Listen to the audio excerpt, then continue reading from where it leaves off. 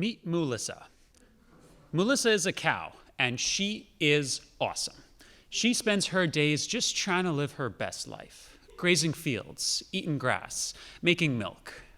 Unfortunately, recently, Melissa has been rather unhappy.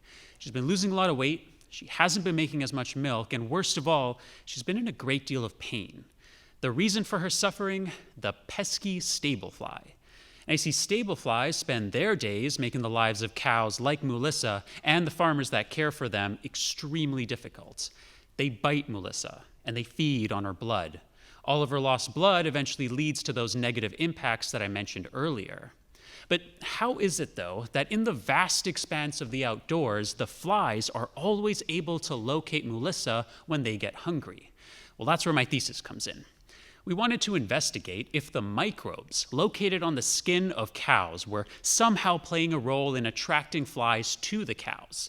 Could they be giving off some sort of a smell or chemical cue that stable flies are using to track down cows? Well, to test this, we took some swab samples from cow skin and then grew the resulting microbes in the lab. We then used some fancy molecular biology techniques, including PCR, which you're familiar with if you've ever had a COVID test, to figure out exactly which species of microbes we were dealing with. Altogether, we ended up with over 40 different species from the skin of just one cow. Next, it was time to see if the flies would be attracted to the different microbial species. We presented each one to groups of 20 flies along with a blank control. Now, unfortunately, for the first few months of testing, the flies were not interested in any of the microbes we were giving them, which was a bummer, but we couldn't let Melissa down. So we kept on keeping on until eventually we finally found a species that attracted nearly 10 times as many flies as the control.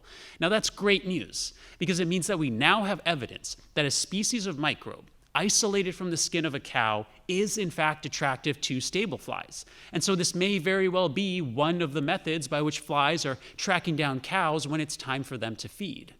So now that we know of an attractive microbe, our next step is to figure out which specific chemicals being given off by it are so enticing to the flies. We can then use this information to help develop some effective traps for stable flies in order to reduce the burden on host cattle.